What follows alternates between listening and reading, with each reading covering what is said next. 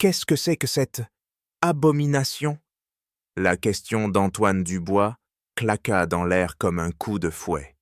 Instantanément, la symphonie mécanique de la cuisine, le choc des casseroles, le crépitement des flammes, les ordres aboyés, s'arrêta net. 20 corps en mouvement se figèrent, transformant la cuisine la plus prestigieuse de Paris en une statue de cire. Tous les regards convergèrent vers le chef, dont le visage, habituellement un masque d'autorité impériale, était tordu par une expression de pure horreur. Le critique gastronomique le plus redouté de France était en salle, et Antoine venait de goûter à sa propre défaite. Le consommé dans sa louche n'était plus de l'or liquide. C'était une eau trouble, une insulte, un sacrilège. La veine sur sa tempe se mit à battre furieusement.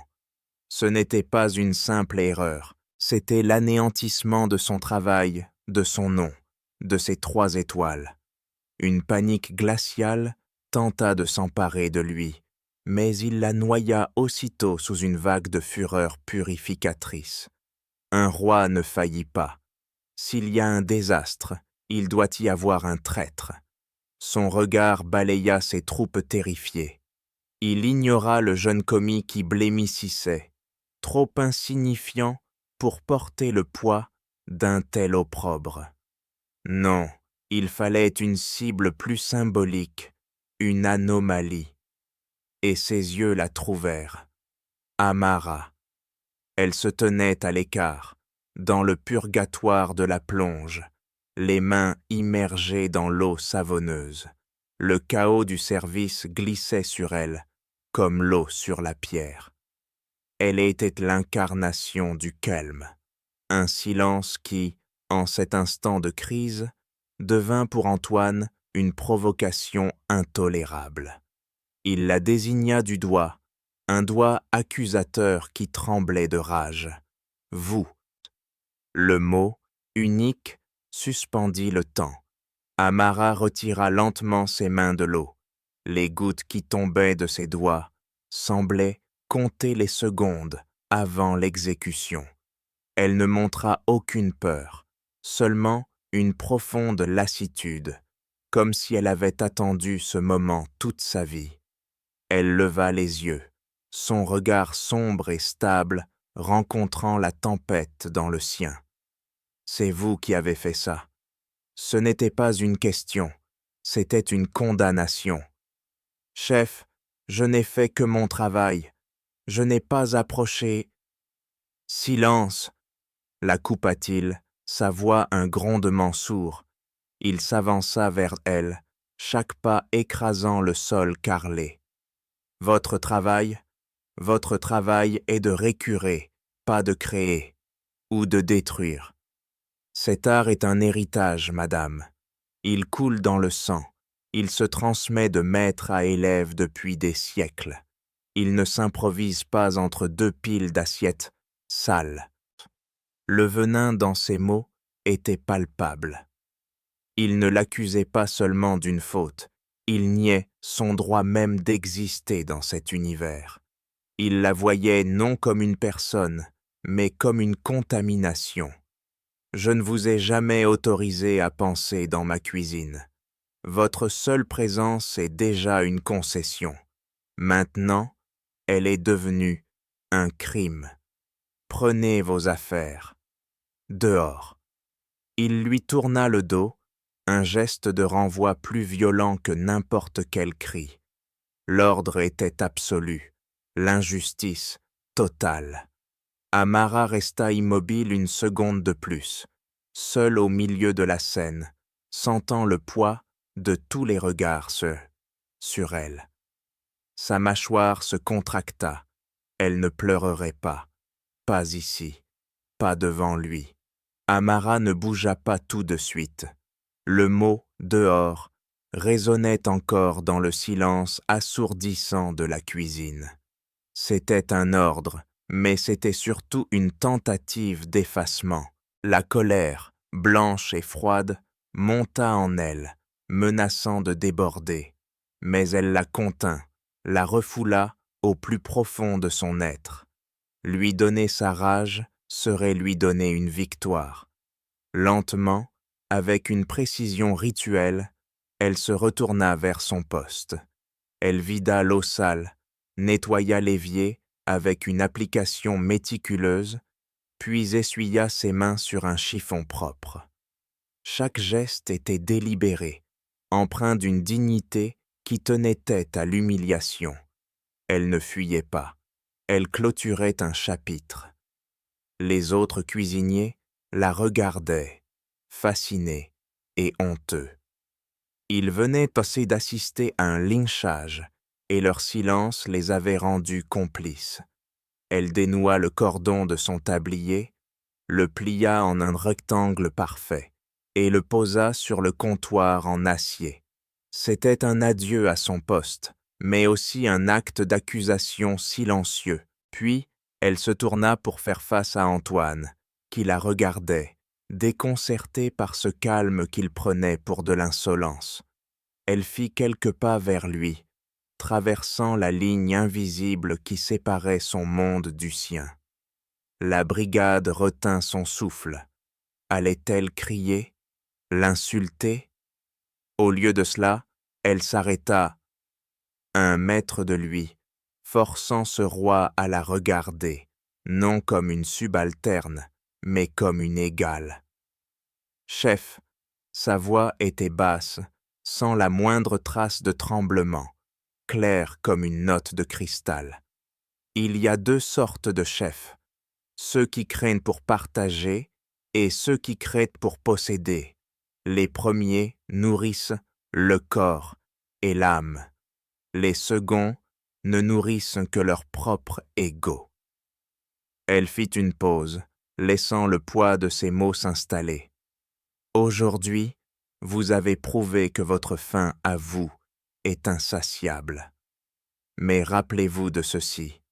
Le goût, lui, ne ment jamais. Il est le seul juge juste dans cette cuisine, et ce soir, il vous a condamné. Sans un regard de plus, elle lui tourna le dos. Elle ne se précipita pas. Elle marcha la tête haute, traversant la cuisine comme si elle en était la propriétaire. Son dos droit une colonne de fierté, indestructible. Le bruit de ses pas sur le carrelage était le seul son qui osait défier l'autorité du chef. Lorsqu'elle poussa les portes battantes, elle ne laissa pas derrière elle le souvenir d'une plongeuse renvoyée, mais le spectre d'une conscience. Un vide coupable s'installa, un malaise que même le retour frénétique du service ne parviendrait pas à dissiper. Antoine Dubois resta figé, une sueur froide perlant à son front. La prophétie d'Amara venait de s'accrocher à son âme, et il sentait déjà qu'elle allait le hanter. Parfait. Continuons. La porte battante oscille encore quelques secondes, puis s'immobilisa, scellant le départ d'Amara. Le sortilège fut rompu. Antoine, secoué par une rage renouvelée par l'audace de ses dernières paroles, aboya des ordres. « On oublie ce plat. Passez au suivant. Vite !» La machine de la cuisine se remit en marche, mais le cœur n'y était plus. Les gestes étaient mécaniques, les visages fermés. Le silence coupable persistait sous le vacarme des casseroles. Antoine retourna à son poste, le souffle court. Il devait sauver la soirée, oublier l'incident, oublier elle. Mais son regard fut attiré par une petite cuillère posée sur le coin de son plan de travail, à l'écart du désastre. Une cuillère qu'il ne se souvenait pas avoir placée là. Elle contenait une minuscule quantité du consommé, mais le liquide était différent, ambré, clair, presque lumineux. Par pur réflexe, mu par une curiosité plus forte que sa colère, il la porta à ses lèvres. et le temps s'arrêta. Ce n'était pas son consommé, c'était quelque chose d'autre. Une explosion de saveurs, à la fois familière et exotique, frappa son palais. Il y avait la base parfaite, la profondeur de son bouillon de veau, mais il y avait aussi une chaleur subtile qu'il ne connaissait pas, un parfum d'herbe qui évoquait le soleil et la terre rouge, une note finale presque florale qui tapissait sa langue d'une complexité inouïe. C'était une symphonie. Chaque note était à sa place, créant une harmonie qui frôlait la perfection divine. C'était l'œuvre non pas d'un artisan, mais d'un maître. Un frisson glacial lui parcourut l'échine. Il compara cette révélation au liquide insipide dans la marmite. L'un était la vie, l'autre la mort. La vérité le frappa avec la violence d'un coup de poing en pleine poitrine. Amara n'avait pas saboté le plat. Elle avait tenté de le sauver. Et plus que ça, elle l'avait transcendé. Cette cuillère n'était pas une preuve de sa tentative, c'était la démonstration de son génie. Le goût ne ment jamais. Ses propres mots lui revinrent en écho, non plus comme une insolence, mais comme un verdict implacable. Il regarda la porte par laquelle elle était partie, le cœur battant à tout rompre. La panique qu'il ressentait n'avait plus rien à voir avec le critique ou ses étoiles. C'était la panique existentielle d'un roi découvrant qu'un mendiant dans son royaume possédait un trésor plus grand que le sien. Il venait de commettre plus qu'une erreur, plus qu'une injustice. Il venait de bannir un miracle. Sur le sol, près du poste de plonge, un objet attira son attention. Un petit carnet noir, usé par le temps et l'usage, qu'elle avait dû faire tomber dans sa hâte silencieuse. Il le ramassa. Les pages étaient couvertes d'une écriture qu'il ne pouvait déchiffrer et de dessins de plantes d'une précision botanique. Ce n'était pas un simple journal, c'était un grimoire, le grimoire de l'artiste qu'il venait de chasser. La nuit fut un enfer pour Antoine.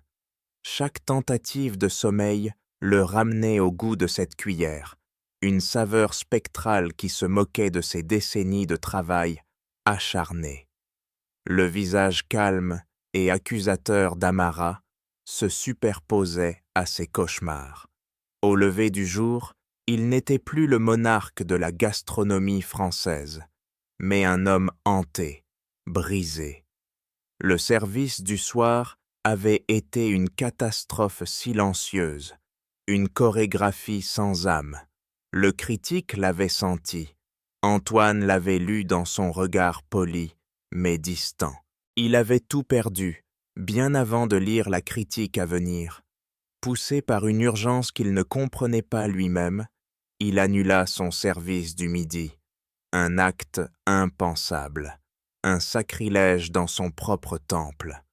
Il prit le petit carnet noir, ce talisman d'un monde inconnu, et commença sa quête. Ce n'était plus seulement pour s'excuser. Il devait comprendre. Il devait retrouver la source de ce miracle qu'il avait banni. Il commença par l'adresse qu'Amara avait laissée dans son dossier. Un petit appartement dans un immeuble modeste du 18e arrondissement. La concierge, une femme méfiante, lui apprit qu'elle était partie la veille, valise à la main, sans laisser de nouvelle adresse. Premier cul-de-sac. Il retourna à sa cuisine, non comme un chef, mais comme un détective. Il interrogea sa brigade, mais ses questions se heurtèrent à un mur de regards fuyants et de réponses monosyllabiques. Ses employés le craignaient, mais ce jour-là, ils le jugeaient aussi. Leur silence était une condamnation collective. Seul le jeune commis qui l'avait humilié osa finalement parler. Elle Elle parlait parfois du foyer, chef, un endroit où elle aidait. Le foyer, le mot était vague, une piste minuscule.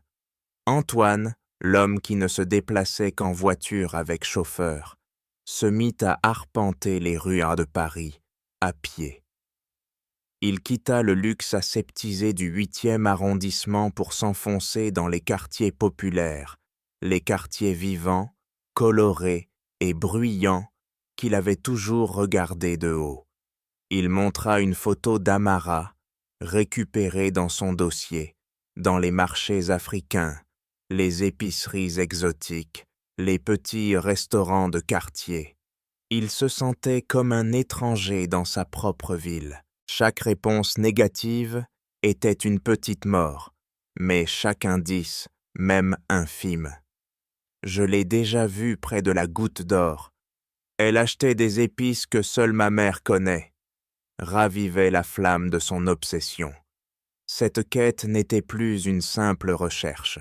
C'était un pèlerinage, un chemin de croix où chaque pas l'éloignait de son trône arrogant pour le rapprocher d'une vérité plus humble, plus humaine. Le grand Antoine Dubois n'était plus à la recherche d'une plongeuse, il était à la poursuite de sa propre rédemption. Après une journée de recherche vaine, qui l'avait laissé vidé et humilié, Antoine suivit une dernière piste, une adresse murmurée par un marchand d'épices qui avait reconnu le visage d'Amara.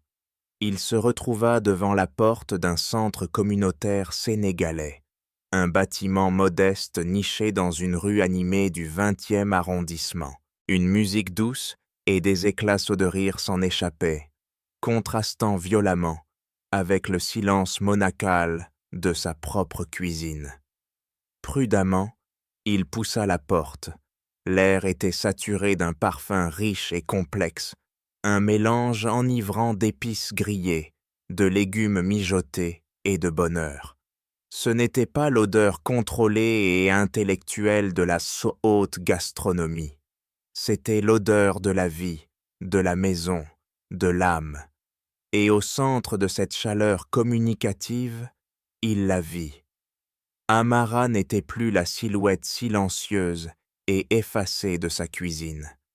Ici, elle était transfigurée, vêtue d'une robe colorée, un simple foulard retenant ses cheveux.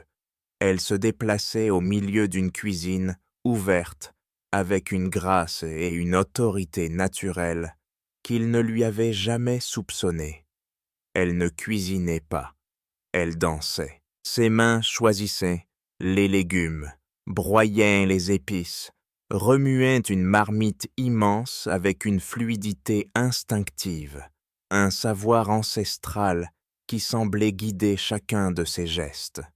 Elle n'aboyait pas d'ordre, elle riait avec les femmes qui l'aidaient. Elle goûtait une sauce sur le doigt tendu d'un enfant curieux. Elle écoutait les histoires des anciens assis à des tables voisines. Elle n'était pas la chef d'une brigade, elle était le cœur battant d'une communauté. La nourriture qu'elle préparait n'était pas destinée à impressionner des critiques, mais à réconforter des âmes, à raviver des souvenirs, à tisser des liens. Antoine resta sur le seuil, invisible, foudroyé par cette révélation. Il avait cru la reléguer au rang le plus bas de son univers, sans comprendre qu'il l'avait simplement trouvée dans un royaume où elle n'était qu'en exil. Ici, dans cette modeste cuisine de quartier, Amara n'était pas une plongeuse, elle était une reine sans couronne et sans château, mais dont le pouvoir de nourrir et de rassembler était 1000 fois plus grand que le sien. Il regarda ses propres mains, si fières de leur technicité, de leur capacité à transformer la matière en art. Mais l'art d'Amara était différent. Il ne transformait pas seulement la nourriture, il transformait les gens. Pour la première fois de sa vie, le grand chef Antoine Dubois ne se sentit pas seulement coupable, il se sentit petit, terriblement et profondément petit. Antoine prit une profonde inspiration, l'air chargé de parfums qui étaient autant de reproches à son ignorance. Il fit un pas à l'intérieur, puis un autre. Le bruit de ses chaussures de luxe sur le modeste linoléum attira l'attention. Les rires se turnent, les conversations s'éteignirent. Tous les yeux se tournèrent vers cet intrus, cet homme blanc en costume impeccable qui détonnait si violemment dans leur univers. Amara se retourna. Le sourire sur ses lèvres s'effaça instantanément lorsqu'elle le reconnut. Elle ne montra ni surprise ni colère, mais une sorte de lassitude résignée. Elle posa sa cuillère en bois et s'essuya les mains sur son tablier, son masque de reine communautaire laissant place à une garde plus neutre, plus méfiante. Elle s'avança vers lui, créant une distance protectrice entre lui et sa communauté. « Que faites-vous ici, chef ?»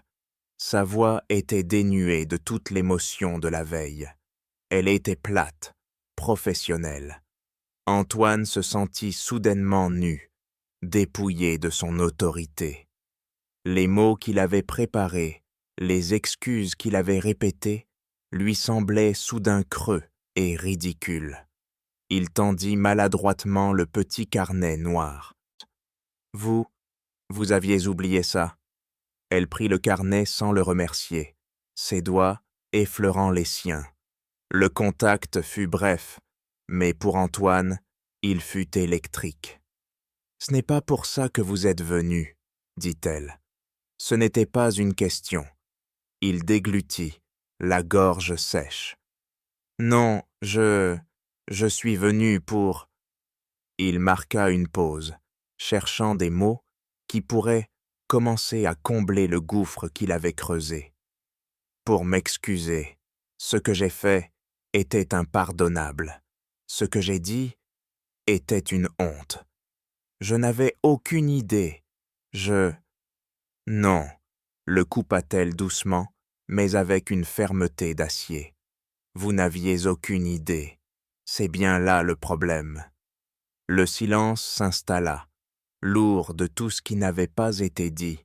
Je ne suis pas venue à Paris pour travailler dans votre cuisine, chef, reprit-elle, son regard plongeant dans le sien. Je suis venue chercher une réponse, une trace, quelque chose que ma grand-mère a perdu ici, il y a très longtemps.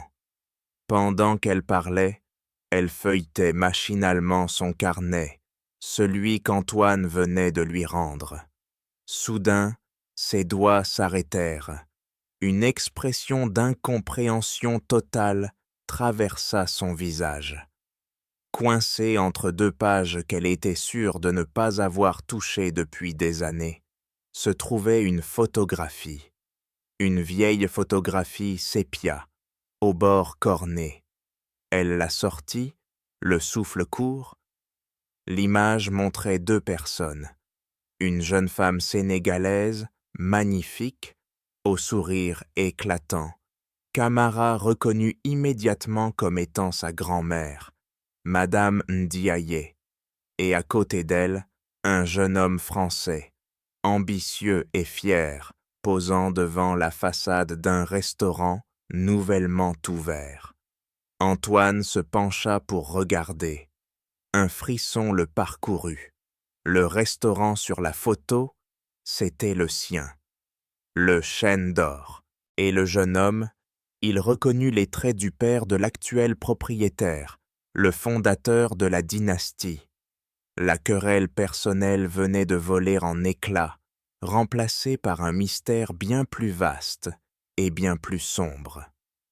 La photographie n'était pas une simple coïncidence, c'était une clé, la clé d'une histoire qui liait leurs deux familles, une histoire de secret et de silence qui venait, 50 ans plus tard, de refaire surface. Le lendemain matin, Amara traversa les portes du chêne d'or, non plus comme une ombre, mais comme une énigme. Antoine la suivait, non plus comme un chef, mais comme un allié incertain, un homme dépossédé de ses propres certitudes. Il lui avait offert un poste de sous-chef, un geste de paix désespéré, qu'elle n'avait ni accepté ni refusé. Elle était revenue pour une seule raison, la femme sur la photographie. Ils furent accueillis par le propriétaire en personne, Monsieur Charles Durand, fils du fondateur. C'était un homme d'une soixantaine d'années, à l'élégance discrète et au sourire parfaitement maîtrisé. Il se dirigea vers Amara, les mains ouvertes dans un geste de bienvenue magnanime. « Mademoiselle Diallo, quelle joie de vous revoir parmi nous. Antoine m'a expliqué ce regrettable malentendu. Au nom de cette maison et de ma famille, je vous présente nos plus sincères excuses. » Son ton était impeccable, sa contrition, parfaite, trop parfaite. Antoine, qui connaissait cet homme depuis des années, sentit pour la première fois un froid glacial derrière cette façade chaleureuse. Amara ne se laissa pas désarmer par les apparences. Elle ne répondit pas aux excuses. Au lieu de cela, elle sortit la vieille photographie et la posa sur la table en acajou du hall d'entrée. « Je crois que ma famille connaît la vôtre depuis plus longtemps que nous ne le pensions, monsieur Durand. » Durand baissa les yeux vers la photo. Pendant une fraction de seconde, une seule, son masque se fissura. Ses pupilles se contractèrent et son sourire s'effaça, remplacé par une lueur dure, calculatrice. Ce fut un éclair, si rapide qu'un observateur non averti ne l'aurait pas remarqué. Mais Antoine le vit, et Amara le sentit. Aussitôt, le charme revint, plus poli, plus distant. Il esquissa un petit rire nostalgique. « Ah, Madame Ndiaye, bien sûr, une femme extraordinaire. Mon père parlait souvent d'elle. Elle fut l'une de nos premières et plus précieuses collaboratrices. Elle lui trouvait des épices introuvables, des trésors d'Afrique qui ont contribué à bâtir notre réputation. » Le mot était choisi avec un soin mortel. Collaboratrice, un fournisseur, une assistante. Il la plaçait poliment, mais fermement, en dehors du cercle de la création. « Elle était plus que ça, » rétorqua Amara, sa voix calme cachant d'une détermination nouvelle. Elle posa le carnet noir à côté de la photo. « Elle était une artiste. Ses recettes, je les reconnais dans certains de vos plats signatures. » Le sourire de Durand devint paternel, presque condescendant. Il posa une main sur l'épaule d'Amara. « Ma chère enfant, vous avez l'enthousiasme de la jeunesse. Mon père était un visionnaire, un homme curieux qui puisait son inspiration aux quatre coins du monde. C'est ce qui faisait son génie. Ne confondons pas l'inspiration et la copie. » Il retira sa main, le geste finalisant la conversation. « Je suis ravi que vous soyez de retour. Antoine, veillez à ce qu'elle ait tout ce dont elle a besoin. » Sur ces mots, il tourna les talons et s'éloigna, les laissant seuls dans le silence opulent du restaurant. L'air était redevenu calme, mais la guerre avait été déclarée. Durand n'était pas seulement un homme d'affaires protégeant un héritage. Il était le gardien d'un secret, et il venait de leur faire comprendre qu'il détruirait quiconque essaierait de forcer la porte du tombeau. La condescendance de Durand n'avait pas intimidé Amara. Au contraire, elle avait allumé un feu en elle. Ce n'était plus une simple quête de réponse. C'était devenu une affaire d'honneur, l'honneur de sa grand-mère. Antoine, de son côté, était rongé par une nouvelle forme de culpabilité. Pendant des années, il avait servi un mensonge, vénéré un héritage construit sur une supercherie. Sa loyauté avait basculé. Désormais, il était le complice d'Amara. Acceptant officiellement le poste de sous-chef, Amara obtint un accès sans précédent aux archives et au cœur du Chêne d'Or. La cuisine devint leur quartier général secret. La nuit, après le départ de la brigade, ils se plongeaient dans le passé du restaurant, transformant la salle de préparation en une salle d'enquête. Le carnet de Madame Ndiaye était leur pierre de Rosette. Amara, qui avait appris à lire les recettes de sa grand-mère comme une partition musicale, commença à déchiffrer les secrets. Antoine, avec sa connaissance encyclopédique de la technique française, était le traducteur, celui qui voyait les ponts entre les deux mondes. « Regarde, » dit Amara un soir, pointant une page du carnet. La technique de cuisson lente de l'agneau de lait, le mbaksal ou xarom. Ma grand-mère utilisait une combinaison de feuilles de thym marinier et de sel noir pour attendrir la viande. Antoine se figea. Il se dirigea vers sa bibliothèque personnelle et en sortit la Bible culinaire du Père Durand, un ouvrage célébré par tous les critiques. Il l'ouvrit à la page de sa recette la plus célèbre, l'agneau de Lozère en croûte d'herbe confidentielle. Une macération de 24 heures. Dans un mélange secret d'herbes et de sel rare, lut-il à voix haute, la gorge serrée. C'est la même chose. Il a simplement remplacé les ingrédients qu'il ne pouvait pas nommer par une formule mystérieuse. Il n'a rien inventé. Il a volé. Leur enquête devint une chasse aux fantômes. Ils exhumèrent de vieilles cartes des menus des années 70, conservées dans des boîtes poussiéreuses, à la cave. Plat après plat, la vérité éclatait, aussi évidente qu'une tache de vin sur une nappe blanche. Le fameux velouté de crustacés au parfum des îles, une version européanisée du soupe candia sénégalais. La pintade suprême laquée au miel d'acacia, une copie presque parfaite du yassa traditionnel. Chaque découverte était une pièce du puzzle, révélant le modus operandi du fondateur. Il n'avait pas seulement volé des recettes. Il avait méthodiquement pillé l'âme culinaire de Madame Ndiaye, effaçant son nom pour y apposer le sien.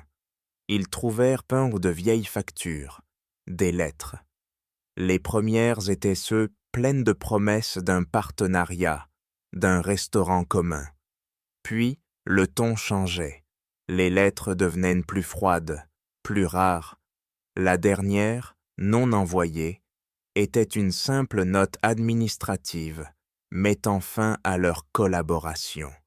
Le fantôme de Madame Ndiaye n'était plus une simple inspiration. Il était partout, dans les murs, dans les fondations, dans chaque plat qui avait fait la gloire du Chêne d'Or. Le restaurant n'était pas un temple de la gastronomie française. C'était un mausolée construit sur le silence et le vol d'un génie oublié.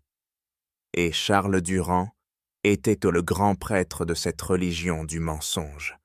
Parfaite, l'enquête a porté ses fruits. Il est temps pour la révélation finale, le point de non-retour. Ils avaient accumulé les preuves, des coïncidences si nombreuses qu'elles formaient un motif indéniable. Mais il leur manquait la preuve irréfutable, l'aveu, l'arme qui pourrait faire tomber la dynastie Durand. Ils savaient que le père fondateur avait volé, mais ils ne savaient pas comment ni pourquoi Madame Ndiaye, une femme décrite comme si brillante et pleine de vie, avait pu laisser faire. Qu'est-ce qui l'avait brisé? Qu'est-ce qui l'avait réduite au silence? La réponse se trouvait peut-être dans la dernière lettre qu'ils avaient trouvée, celle qui n'avait jamais été envoyée. Au dos de ce document administratif froid, Amara remarqua quelque chose que l'œil non averti aurait ignoré. De minuscules indentations, presque invisibles. C'étaient les marques d'un stylo qui avait écrit sur la page du dessus, une page manquante depuis longtemps. « Il faut un crayon », murmura Antoine, son instinct de technicien prenant le dessus. Il prit un crayon, à papier, et, avec une infinie délicatesse, commença à le frotter en biais sur la surface du papier. Lentement, comme un secret émergeant de la tombe, des mots se mirent à apparaître, tracés par une écriture nerveuse et pressée. C'étaient les fantômes de la page manquante. C'était la confession du père Durand. Le texte n'était pas une lettre, c'était une note de journal intime, un déversement de conscience coupable. L'écriture révélait un homme torturé, à la fois admiratif du génie de Ndiaye et consumé par la jalousie. Il la décrivait comme une sorcière des saveurs, une force de la nature dont le talent éclipsait le sien. Puis venaient les mots qui firent l'effet d'une bombe. Elle voulait repartir, ouvrir son propre restaurant à Dakar. Elle m'a demandé de lui rendre son carnet, notre carnet. Je ne pouvais pas. Ce carnet, c'était mon avenir, c'était le chêne d'or, c'était toute ma vie. J'ai refusé. Elle m'a menacé de tout révéler. La dernière phrase était à peine lisible, comme si la main qui l'écrivait tremblait de honte. Je l'ai dénoncé, une dénonciation anonyme au service de l'immigration. Son visa était sur le point d'expirer. Ils ne lui ont pas laissé le choix. Expulsion sous 48 heures. Elle est partie sans rien, les mains vides. Je lui ai tout pris. Son art, son nom et son pays d'adoption. Que Dieu me pardonne. Le silence dans la pièce était total, brisé seulement par le souffle saccadé d'Amara. Les larmes qu'elle avait refusé de verser pour elle-même coulaient maintenant pour sa grand-mère.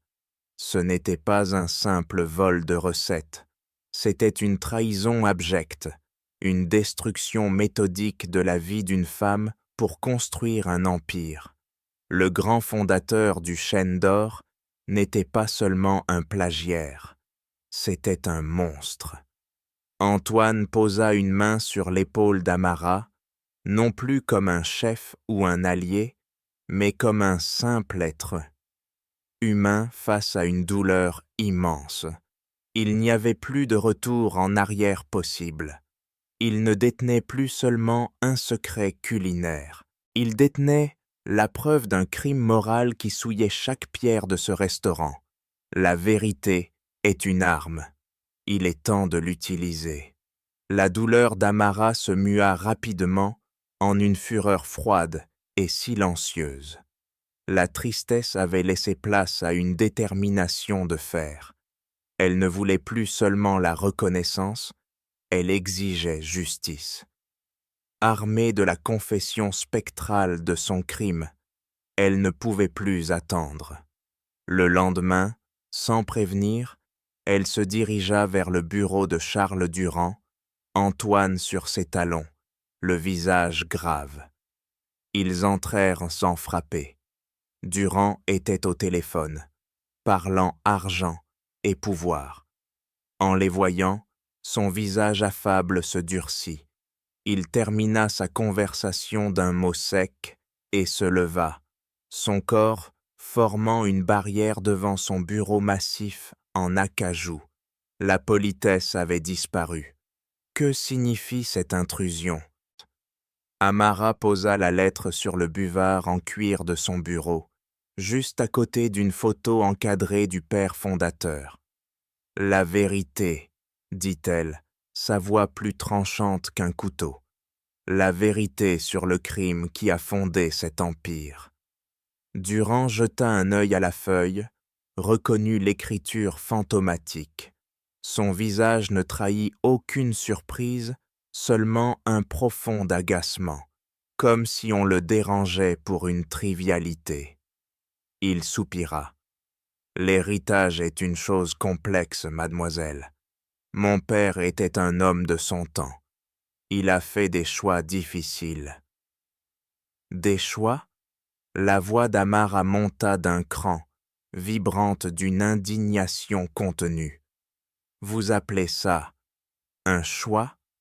Il a volé la vie de ma grand-mère, son travail, son nom, puis l'a fait déporter comme une criminelle pour la réduire au silence. Ce n'est pas un choix, c'est une exécution. Pour la première fois, Durand laissa tomber le masque. Son regard devint glacial, dépourvu de toute émotion.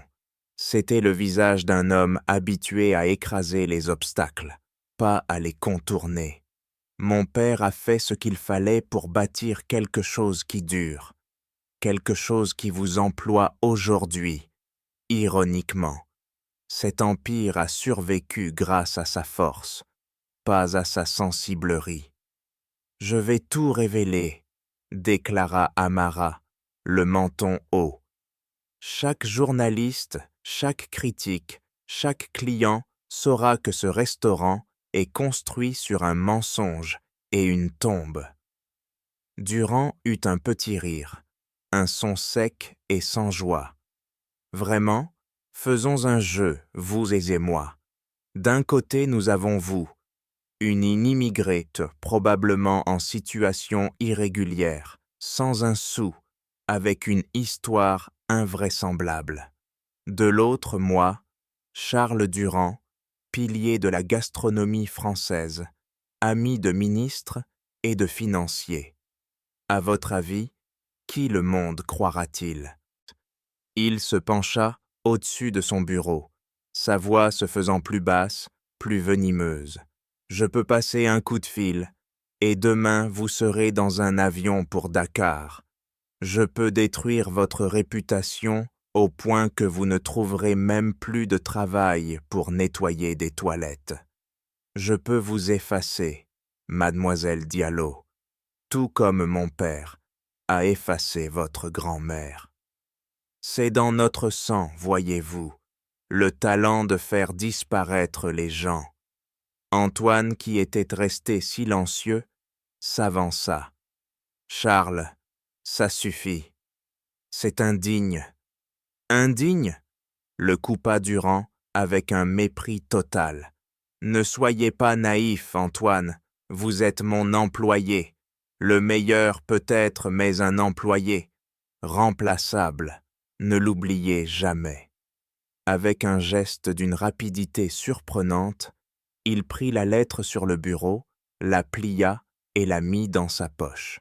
« La conversation est terminée. Sortez de mon bureau, tous les deux, et considérez ceci comme votre unique avertissement. » Jeté dehors, se retrouvant dans le couloir feutré, Amara sentit pour la première fois le poids écrasant du pouvoir auquel elle s'attaquait.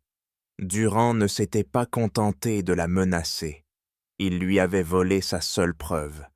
Elle était maintenant seule, exposée et en danger imminent. Le loup venait de montrer ses crocs. Absolument.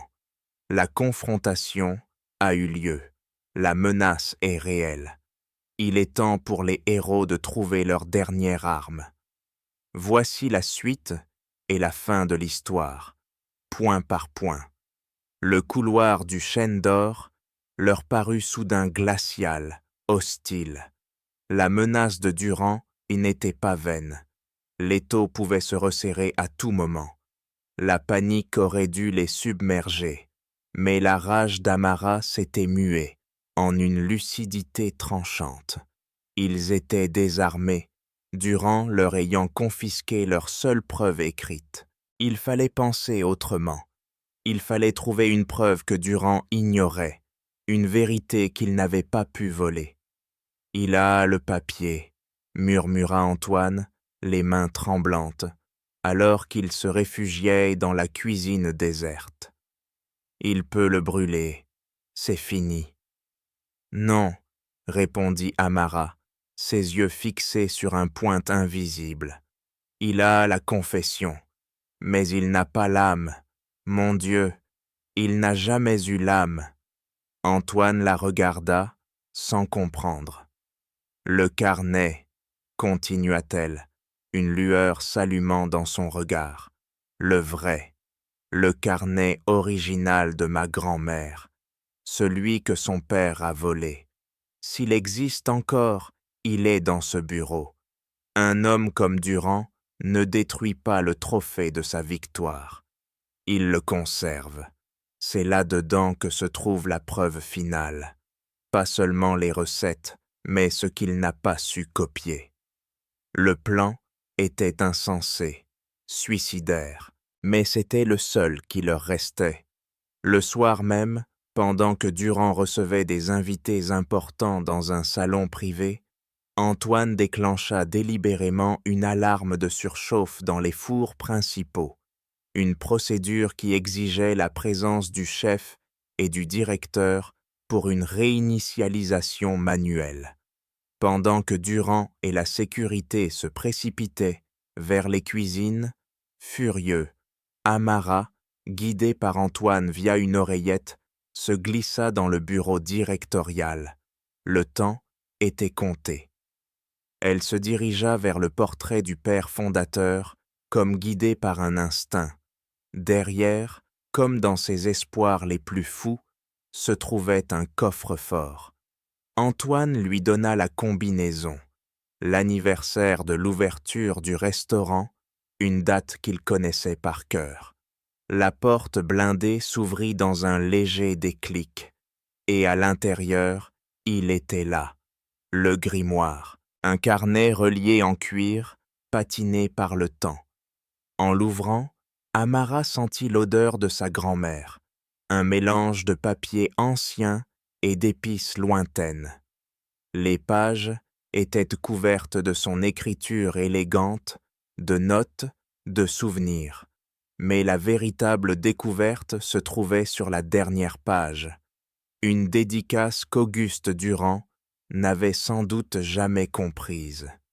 C'était un dessin, un baobab sénégalais et un chêne français, leurs racines s'entrelaçant pour ne former qu'un seul arbre. En dessous, ces mots. « Pour Auguste, mon partenaire, que nos racines s'unissent. » Et plus important encore, à côté de la recette du consommé, une note en marge sur un ingrédient secret, le poivre de Sélim, avec la mention « La touche de nostalgie, le goût du retour au pays ». Cet ingrédient ne figurait nulle part dans la version officielle, la version volée. C'était l'ADN de la recette, la signature de l'âme de sa grand-mère. Amara prit le carnet. Elle ne détenait plus seulement la preuve d'un vol. Elle détenait l'arme de sa vengeance. La soirée du 50e anniversaire du Chêne d'Or battait son plein. C'était le sommet du monde de Durand. La salle était un parterre de critiques, de célébrités et de politiciens. Sur une estrade, il pontifiait, un verre de champagne à la main, parlant de l'héritage, de la tradition, de l'âme immuable de la cuisine française que son père avait su capturer. Il était le roi, célébrant sa lignée, ignorant la bombe à retardement sur le point d'exploser. Soudain, les lumières de la salle se tamisèrent. Un unique projecteur s'alluma au centre de la pièce, révélant une station de cuisine mobile apparue de nulle part. Derrière, elle se tenait Amara, vêtue d'une veste de chef d'un blanc immaculé, le carnet de sa grand-mère posé devant elle comme un livre saint. À ses côtés, Antoine, en tenue de service, agissait comme son commis. Un murmure stupéfait parcourut l'assemblée. Durand, figé sur l'estrade, devint livide. Amara ne dit rien, elle commença à cuisiner. Dans un silence religieux, elle prépara le consommé. Pas la version du chêne d'or, mais la version originale. Un parfum envoûtant, plus riche, plus complexe, commença à flotter dans l'air, captivant l'audience. C'était l'odeur de la vérité. Puis, sa voix s'éleva, claire et posée, amplifiée par un micro discret. Ce soir, on vous célèbre une histoire. Permettez-moi de vous raconter la véritable version. Tout en travaillant, elle raconta l'histoire de Madame Ndiaye, une jeune femme de Dakar venue à Paris avec un rêve. Elle décrivit son talent, son amitié avec un jeune chef français et leur projet commun. Puis, elle projeta sur un écran géant le dessin du baobab et du chêne. « Ceci n'est pas qu'un restaurant, » déclara-t-elle.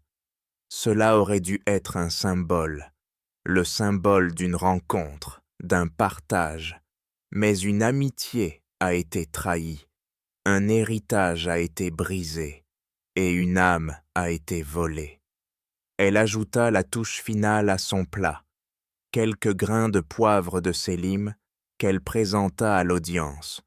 L'âme, la voici, l'ingrédient manquant, le goût de la nostalgie que le fondateur de ce restaurant n'a jamais su copier.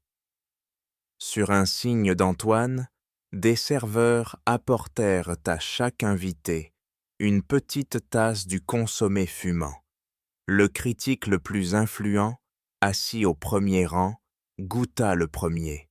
Ses yeux, habituellement blasés, s'écarquillèrent. Il se leva lentement, déposa sa cuillère et commença à applaudir. D'abord seul, puis rejoint par une autre personne, puis une autre. Bientôt, toute la salle fut debout, offrant une ovation non pas à une chef, mais à la justice. Sur l'estrade, écrasé par le son des applaudissements, Charles Durand était seul.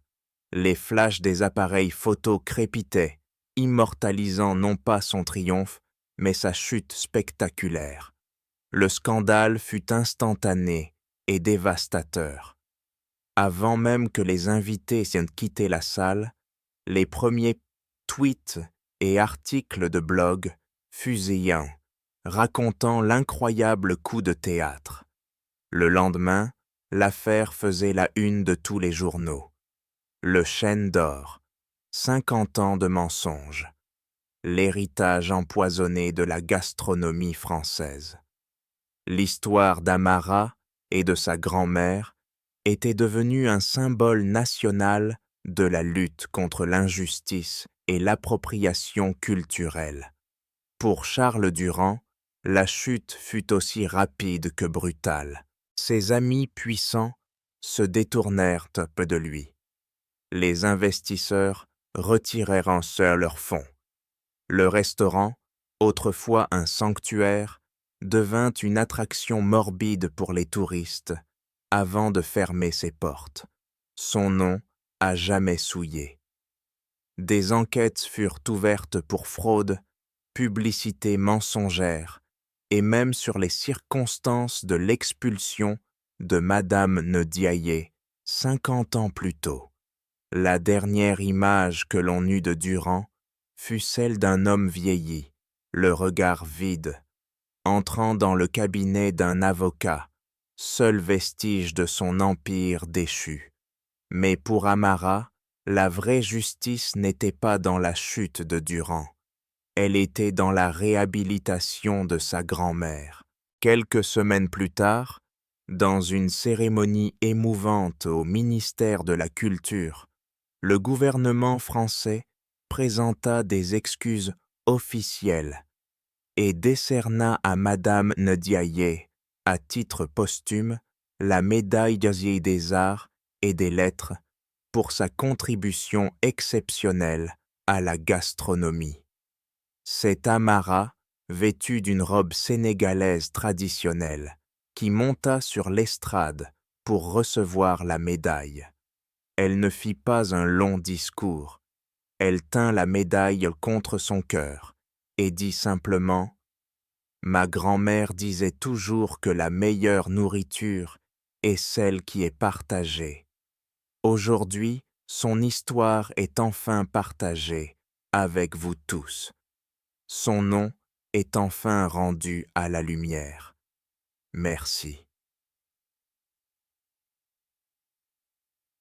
En cet instant, ce n'était pas seulement une injustice personnelle qui était réparée, c'était une page de l'histoire culinaire qui était réécrite, une dette morale qui était enfin payée. Le silence qui avait pesé sur sa famille pendant 50 ans venait d'être brisé par le son du tonnerre.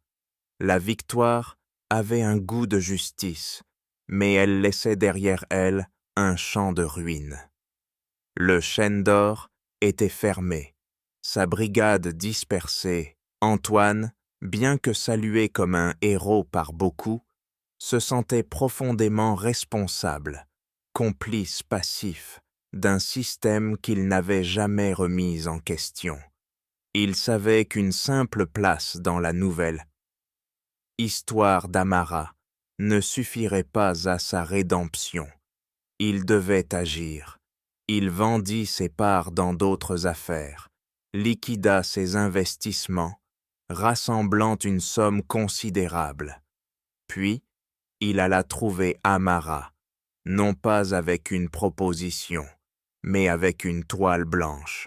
« Ce lieu, dit-il en désignant le restaurant fermé, est un symbole de ce qu'il y a de pire dans notre métier. L'arrogance, le secret, le vol, le détruire serait facile, mais le transformer serait un acte de justice bien plus puissant. » Son projet était ambitieux. Il ne s'agissait pas de rouvrir un restaurant, mais de créer un écosystème. Premièrement, la création de la fondation Ndiaye Diallo. Sa mission, financer et former des chefs issus de l'immigration et des milieux défavorisés, leur offrir des bourses, des stages et un réseau pour briser le plafond de verre de la haute cuisine. C'était un acte de réparation à grande échelle pour toutes les Madame Ndiaye qui n'avaient jamais eu leur chance. Deuxièmement, la renaissance du restaurant. Il ne s'appellerait plus le Chêne d'Or.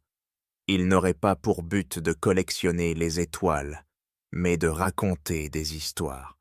Ce serait un lieu dédié à la cuisine fusion, non pas comme un gimmick marketing, mais comme une philosophie. Un lieu où les techniques françaises rencontreraient les saveurs du monde entier dans un dialogue respectueux. Un lieu où chaque plat aurait une histoire, une origine, une âme. Il tendit un dossier à Amara. Sur la première page, un seul mot. Associé. Je ne veux pas être votre patron, Amara. Je ne veux même pas être votre mentor. Je veux être votre partenaire. Pour construire quelque chose de vrai sur les ruines de ce mensonge. Amara regarda Antoine. Elle ne voyait plus le tyran qui l'avait humiliée, mais un homme qui avait eu le courage de se déconstruire pour se reconstruire. Elle voyait la possibilité non seulement d'honorer le passé, mais de créer un avenir. Elle hocha la tête. D'accord, bâtissons. 6 mois plus tard, la façade du Chêne d'Or avait disparu. À sa place, une devanture élégante et chaleureuse portait un nouveau nom, Racine. Le soir de l'ouverture, l'atmosphère était électrique, mais la tension n'était pas celle de la performance, mais de la célébration. La salle était un mélange joyeux de toutes les couches de la société parisienne. La cuisine ouverte était un ballet vibrant, mené par Amara, chef exécutive, et Antoine, son partenaire, qui coordonnait avec un calme et une humilité qu'on ne lui avait jamais connue. Leur brigade était leur première victoire. Les premiers boursiers de la Fondation, un groupe de jeunes talents venus du Mali, du Vietnam, du Liban et des banlieues de Paris. Amara, dans sa veste de chef impeccable, n'était plus en guerre. Elle était en paix, transmettant son savoir avec une patience infinie. Elle montrait au jeune commis, le même qui avait été terrorisé par Antoine des mois plus tôt, maintenant promu et confiant, le secret pour équilibrer les saveurs du consommé. Elle ne lui donnait pas une recette, elle lui transmettait un héritage. À un moment, elle quitta la chaleur de la cuisine pour observer la salle. Elle vit des gens rire, partager des plats, connecter. Elle vit le critique qui l'avait applaudi discuter avec passion avec les femmes du centre communautaire qu'elle avait invitées comme convives d'honneur. Elle vit des ponts se construire là où il n'y avait autrefois que des murs. Sa voix off conclut l'histoire, alors que la caméra se rapproche de son visage serein. On m'avait appris que la grande cuisine était une forteresse, un héritage à protéger derrière des murs de secret. J'ai découvert qu'elle est en réalité une conversation, un dialogue qui doit être partagé. Un véritable héritage ne se grave pas dans la pierre, il se transmet de main en main. Et la saveur la plus juste, la plus puissante, n'est pas celle du luxe ou de la rareté, c'est celle de la vérité. La caméra s'élargit, montrant le restaurant Racine dans son ensemble, une île de lumière et de chaleur dans la nuit parisienne. Un nouveau chapitre ne venait pas de commencer. Une nouvelle histoire était en train de s'écrire. L'histoire que nous venons de partager est bien plus qu'un drame en cuisine. C'est un rappel puissant que le véritable héritage ne se garde pas sous clé, mais se transmet avec le cœur. Elle nous enseigne que la vérité et le talent, même longtemps enfouis, finissent toujours par trouver leur chemin vers la lumière. Et vous, cette histoire a-t-elle fait écho en vous? Avez-vous déjà été témoin d'un talent ignoré qui méritait d'être célébré, ou d'une injustice qui a finalement trouvé sa résolution? Partagez vos réflexions et vos propres histoires dans les commentaires ci-dessous. Votre voix et votre expérience nous sont précieuses. Merci infiniment pour votre temps et votre écoute. Prenez soin de vous et à très bientôt pour une nouvelle histoire.